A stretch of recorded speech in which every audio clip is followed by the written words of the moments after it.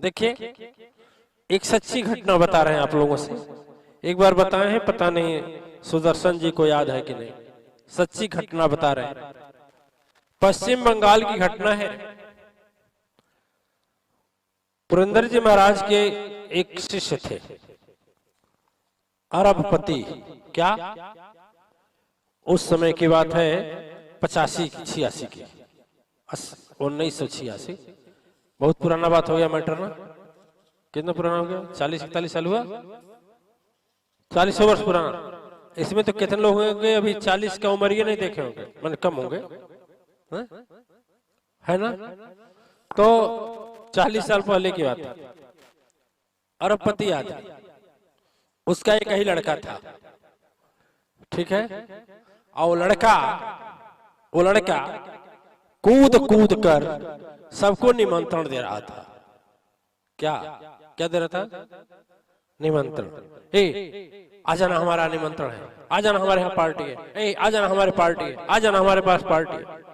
हम लोग भी रास्ता पकड़े जा रहे थे, गाड़ी का नंबर दिखाई दिया उसको, दौड़ा, गुरुजी गुरुजी गुरुजी।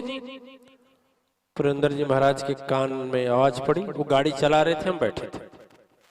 गया, चरणों में गिरा, कहा गुरुजी 7 तारीख को हमारे यहाँ आमंत्रण है और आप लोग भी आइएगा, मिठाई है, खीर है, जवाहिर है, फलान है, ढकान है। पुरंदर जी महाराज बोले, यार रसगुल्ला है ना? बोला हाँ हमारा। कहा ठीक आएंगे, जरूर आएंगे, लेकिन 1 किलो हमारे लिए रखना। अरे गुरुजी 5 किलो रखे।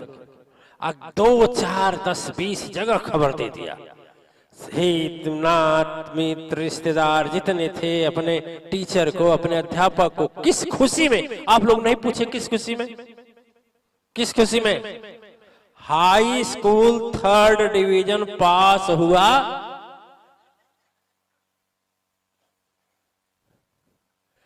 थर्ड डिवीजन का मतलब कुछ पढ़े लिखे लोग जानते होंगे ना। 3rd डिवीजन का मतलब कितना होता है? ठेल ठाल के, घिस्सा। नहीं, इतना खुश था, माला लेकर दौड़ता था, कहता माला पहराओ हमके। कहे रे? अरे हम 3rd डिवीजन पास हुए ना, हाई स्कूल। और क्या? ठीक है। सब लोग हंस रहे थे। मेरे पास आया, कहा गुरुजी हमको लोग खुशी नहीं देखते हैं, हमको लोग खुश नहीं समझते हैं, हमको कम समझते हैं। 3rd डिवीजन पास की कम है का? एक उत्तर हमें दिए, नहीं, जो फेल हो गए हैं उनसे तो अच्छे हो ना। कहा हाँ गुरुजी, अब सही बोले। ये कोई समझता ही नहीं है। और उस पर उस जमाने में 1 लाख रुपया खर्च किया। ऐसा फूल सजाया, तोड़ सजाया, पूरा बनवाया, मंच बनवाया, वो गाया, नाचा, लोगों को माला पहनाया, पहना खाओ, खाना पीना व्यवस्था किया, ठीक है। उसी के साथ पढ़ने वाला, उसी के साथ पढ़ने वाला, उसी का साथ में रहने वाला, एक उसी का क्लास फेल। मतंग ऋषि, ध्यान दीजिए, ज्ञान की बात पर हम कर रहे हैं और समर्पण की बात पर कर रहे हैं। उसी के साथ पढ़ने वाला एक लड़का, वह टॉपर आया, उसका 85% यानी 100 में 85 नंबर पाया था। लेकिन उसका लक्ष्य था कि मैं 90 पाऊं, और 90 नहीं पाऊं तो कोई पढ़ाई है। और रात भर सोचता रहा, इधर पार्टी चल रही है और सोच रहा है कि धिक्कार है, मुझे 5% नहीं मिला, 5% नहीं मिला, 5% नहीं मिला, और कूद रहा है, नाच रहा है। जैसे घड़ी की सुई 2 बजे की हुई, उठा और माँ की साड़ी थी, साड़ी उठाया, पंखा चल रहा था, उसी में एक हिस्सा बांध दिया, एक हिस्सा अपने गले में लगा करके अपने आप का क्या कर लिया? आत्महत्या कर लिया। किस लिए? कि उसको 85 इसका आकलन था कि मैं 90 लाऊंगा, और 90 की जगह 5 कम हो गया, 85%। मैं आपसे यहाँ पूछना चाहूंगा कि शुरू में हंसे हैं, लेकिन मुझे बताइए कि वह लड़का जो 1st डिवीजन से भी ऊंचा नंबर पाया, फिर भी अपने आप को पा करके भी लोगों को मिठाई खिला रहा है, ओ महान महाराज मतंग जी। यही ज्ञान और तर्क में, ज्ञान और समर्पण में अंतर है। ज्ञान की सीमा नहीं है, इसलिए वह विवेक नहीं खोज पाया, ज्ञान यह नहीं खोज पाया कि हम कम से कम 85% लाए हैं, क्या कम है? और पूरी रात पश्चाताप करते करते और सुबह का सूरज नहीं देखा और नवयुवक अपने घर में लाश बन करके माँ बाप को रोने के लिए मजबूर कर दिया। उधर देखो, वह भी एक माँ बाप का अकेला लड़का है, और इधर जो अरबपति सेठ का लड़का है वह भी माँ बाप का अकेला लड़का।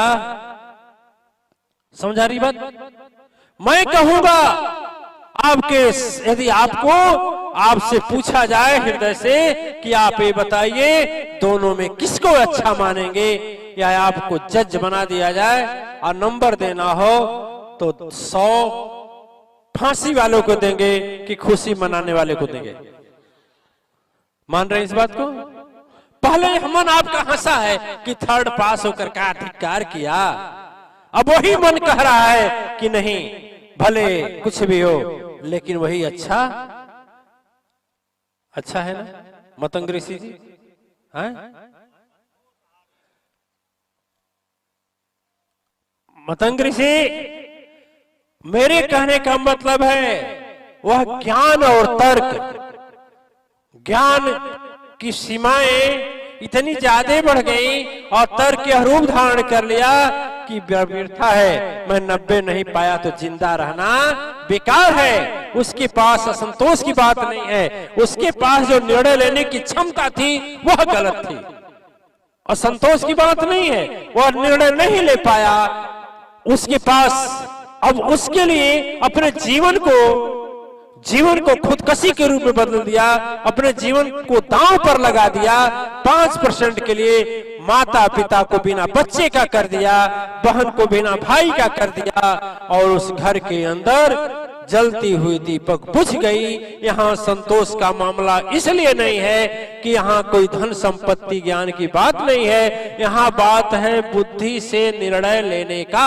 आप वह बुद्धि निर्णय नहीं ले पाई, और मैं कहता हूँ ऐसे बुद्धि को जला दो, जल जाए। ऐसे बुद्धि की जरूरत नहीं है जो कि निर्णय न ले और अपना नाश सर्वस्व अपने हाथ ही कर। इसलिए जो कुछ है, जो कुछ मिला है, दुख में भी खोजोगे तो उसमें भी तुझे सुख मिलेगा। यदि खोजने का कला रहेगा तब आधा गिलास पानी है और उसे देखो कि आधा खाली है, अरे बाप आधा खाली है, अरे बाप आधा खाली है। इतना बढ़िया हम गाई ना एको बार गुरु जी ना कहे ना श्रृंगिया के रोज के, हाँ वाह सबका मंत्र माने, इतना मेहनत हम कर हमार नाम एको बार ना आवेला, मालती सिन्हा कर मालती सिन्हा अध्यक्षा हो। याद रखना यदि मन के बंधन में बंधेंगे तो यह मन आपको ऐसे ही नाच नचाएगा।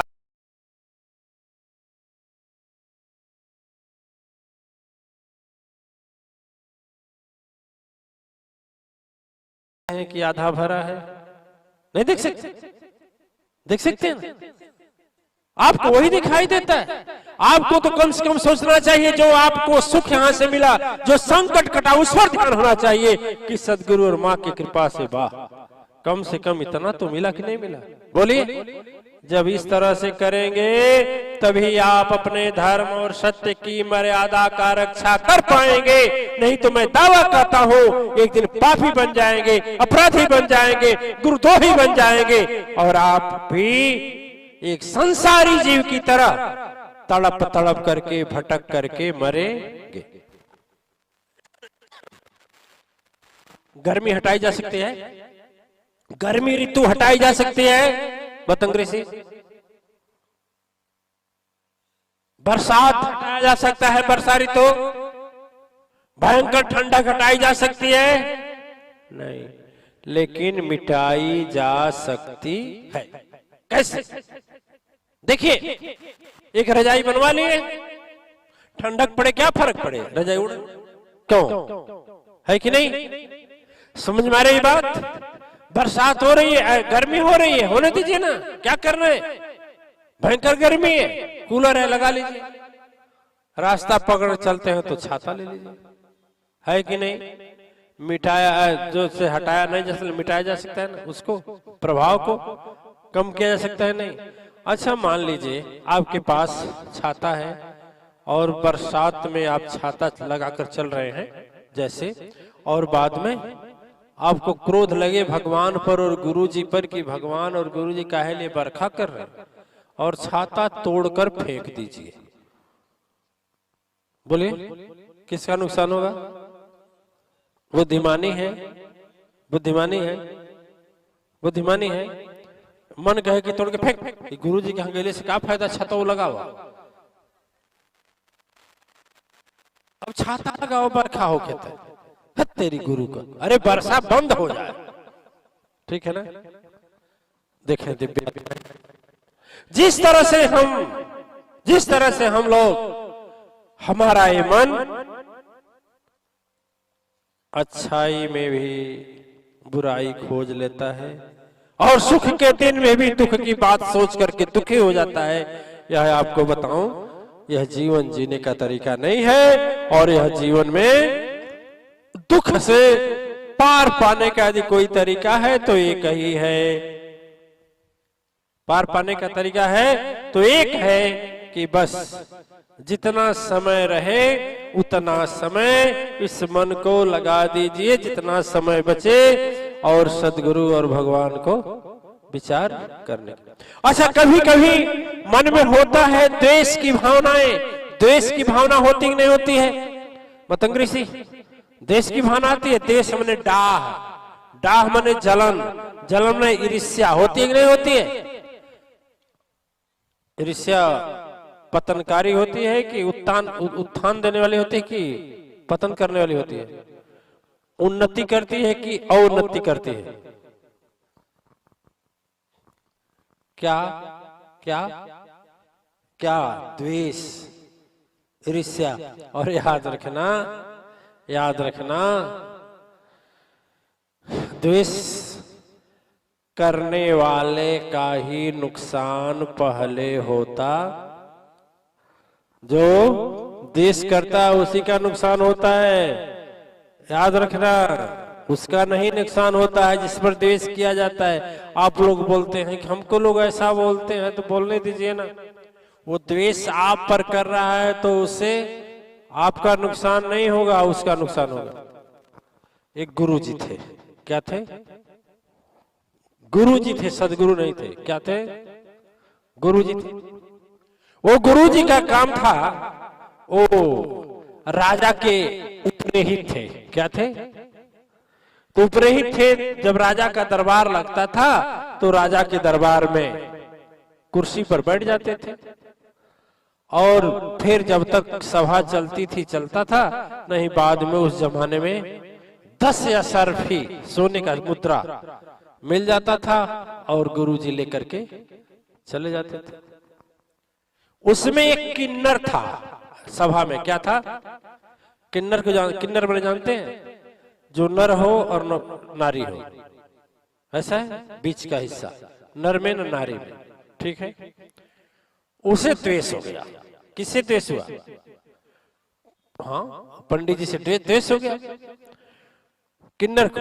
हाँ, तो राजा एक बार मौका सोचा कि हम लोग इतना मेहनत करते हैं सुबह से शाम तक, और पैर का पसीना सर पर आ जाता है, ठीक है? इतना मेहनत करते हैं, हम लोग एक दो पाते हैं, एक दो असरफी, और ये बबवा कुछ नहीं करता है, राजा के बगल में बैठता है और 10 को लेकर चला जाता है। 10 गुना हो न हो लाओ, काहे न इसको हम छुड़ाएं। कौन सोचा? किन्नर। और कुछ राजा ऐसे होते हैं कान के कच्चे होते हैं। कान के कच्चे, कान का कच्चे का मतलब जो भी कोई कह रहा है बिना सोचे समझे उस पर विचार, कान के कच्चे का मतलब ये हुआ, ठीक है ना? अब हमें कोई कहा, गुरुजी श्रृंगी आपकी गरियावत रहा, हम विश्वास कर दे, हाँ हाँ सही, ठीक है? अभी कान का कच्चा हुआ, समझे नहीं समझे? होते हैं ना कितने लोग, तो अब किन्नर जब राजा चले गए, वो जब चले गए पंडित जी, तो मौका मिला 5 मिनट का, तो राजा से बात करना शुरू कर दिया। कहा महाराज काहे ले देते हैं खपोल पंडित को, घसई बाबा को काहे देते हैं, पोंगा बाबा को कुछ नहीं जानते हैं, कुछ नहीं। आप कभी पूछे उछे हैं? वो बोले मैं कुछ पूछा तो नहीं। कहा कुछ नहीं जानते हैं, इतना पोंगा पंडित है, दीजिए मत, पैसा आपका बेकार हो जाता है। और मैं कहता हूं कि यदि झूठी बात ही बार बार कोई कहे तो सच लगने लगती है। शराब से नफरत करने वाला आदमी भी यदि शराबी के साथ केवल बैठना शुरू कर दे, तो जो अभी कुछ समय पहले भाषण देता था, बोलता था कि शराब पीना हानिकारक है, वही शराब पीना शुरू कर देगा। झूठ है या सच है? झूठ है कि सच है? सच है। होता है ना, झूठी चीज का भी यदि संगत करना शुरू कर दे आदमी, तो कुछ ही समय के बाद वह वैसा हो जाता। ठीक है। तो राजा पहली तो 1 बार 2 बार इधर उधर किया, लेकिन बाद में क्या हो गया, वही गति हो गई, विश्वास हो गया।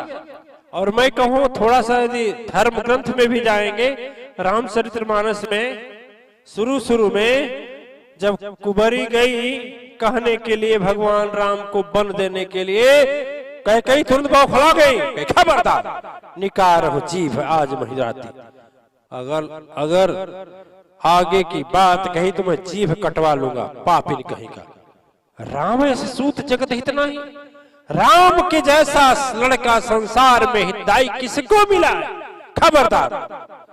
वही कैकेयी थी, वही मंथरा थी, दोनों अमर हो गई। न तो कोई अपने बेटी का कैकेयी नाम रखता है, और नहीं तो कोई अपने बेटी का नाम मंथरा रखता है। बोलिए रखता है? हाँ, उपमा देते हैं, मंथरा भइल बाड़ू, अरे तो वज्र के कई बाबा, अपने बाप। होता है कि नहीं होता है? बदनाम हो गई ना।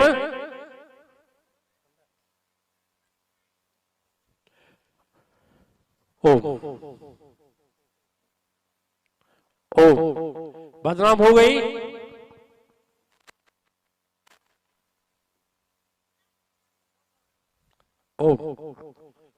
बदनाम हो गई, कोई नाम रखा। लेकिन मैं कहता हूं कि जो कैकेयी फांसी देने जा रही थी, जीभ काटने जा रही थी, वही कैकेयी मंथरा को कैसा इनाम देने को तैयारी कर ली कि नहीं तैयार कर ली? तो देखिए, इसलिए कहा जाता है खबरदार, गुरु निंदकों से बचे रहना। गुरु निंदा करने वाले को पाप लगता है 100 गाय का, 100 गौ की हत्या का।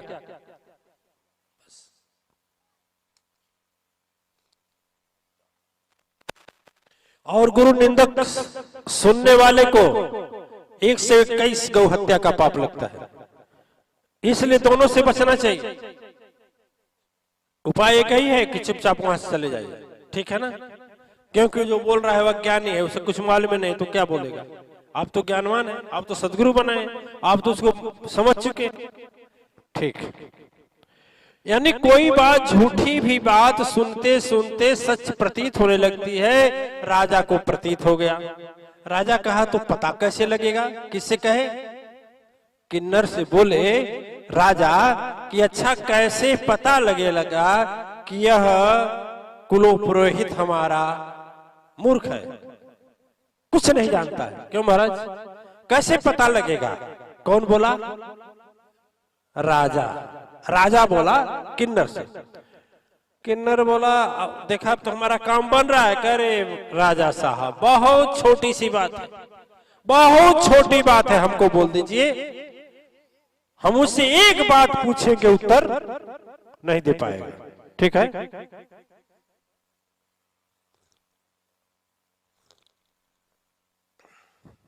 एक प्रश्न पूछेंगे, उसका उत्तर नहीं दे पाएगा। राजा बोले ठीक है, चलो आप लोगों को भी आवे तो उत्तर दीजिएगा। राजा 1 हफ्ता से उस पुरोहित से अच्छा व्यवहार नहीं करते थे। एक हफ्ता बीत गया तो उनको कुछ आत्मग्लानि हुई, तो पूछे राजन आप कुछ बोल नहीं रहे? जबरदस्ती जो स्वर्ण मुद्रा आप चरणों में रख कर देते थे वह किसी के आदेश से कहते रहे जाओ दे दो, आप नहीं देते? कहा हाँ कुछ समझ में नहीं आ रहा है। कहा बोली क्या नहीं समझ में आ रहा है? इतना ही में किन्नर खड़ा हो गया। कहा महाराज आप घोपू बाबा हैं, कुछ आता नहीं, घोंचू। कही मैं नहीं समझे। कहा ठीक है नहीं समझे तो समझा रहा हूं, मेरे प्रश्न का उत्तर दीजिए। बाबा जी बोलिए। बोले बोलो क्या प्रश्न पूछे? आप बताएं कि हम बताएं?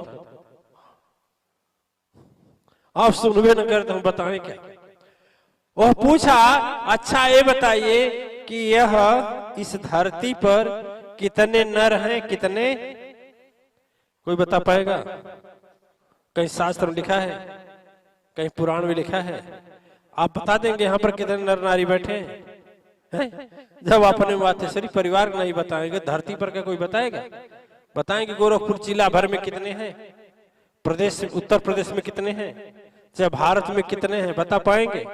तो भारत का नहीं बता पाएंगे, पूरा धरती का कैसे बता पाएंगे? कहे कि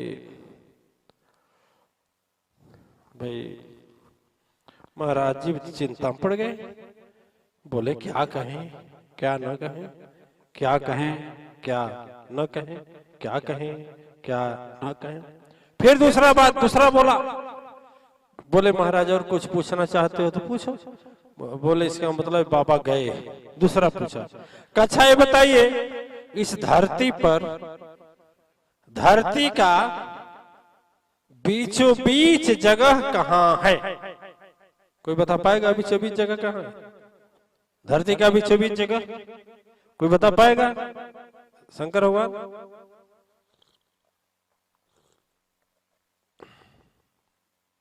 कहा धरती का बीचों बीच जगह कहाँ है? महाराज फिर सोचने लगे कैसे बताएं। कहा अच्छा ठीक है। कहा दूसरा पूछना चाहो तो पूछ लो। तो बोले अच्छा ठीक है ये बताओ कि आकाश में कितने तारे? ये भी मुश्किल है बताना ना। आकाश में कितने तारे? कहे कि ठीक है बता देंगे। राजा बोले कब बताएंगे? कहे कि भाई हमें 2 दिन का मौका दीजिए। कितने दिन का? किन्नर बोला कि न बता पाएगा और न कुछ होगा। बोले राजन बोले कि देखिए यदि नहीं बता पाएंगे तो आपको तीसरे दिन आपको फांसी दे दिया जाएगा। क्या दे दिया जाएगा? क्या दे दिया जाएगा? फांसी दे दिया जाएगा। अब फांसी दे दिया जाएगा तो कठिन हो गया। कुलपुरोहित सोचे कि बड़ा मुश्किल है, हठी राजा है। अब प्रजातंत्र है ना, ओट से लोग राजा होते हैं। उस समय रानी का बेटा राजा बन जाता था, ठीक है। अब तो दूसरा जमाना है। अब देखा कि नहीं ये तो राजतंत्र है। अब राजतंत्र है तो राजा जो चाहे सो कर दे। कहे 3 दिन की छुट्टी चाहिए। 3 दिन की छुट्टी मिला। घर में वो रोज सोच रहे थे कहाँ खोजे, गुरु भी मेरे नहीं जीवित हैं, उनसे पूछे। तीनों प्रश्न बड़ा विचित्र था। दरबार में देना था तीनों प्रश्न का उत्तर। एक तरफ मौत दिखाई दे रही थी और दूसरा तरफ प्रश्न का उत्तर दिखाई दे रहा था। प्रश्न का उत्तर नहीं मिला।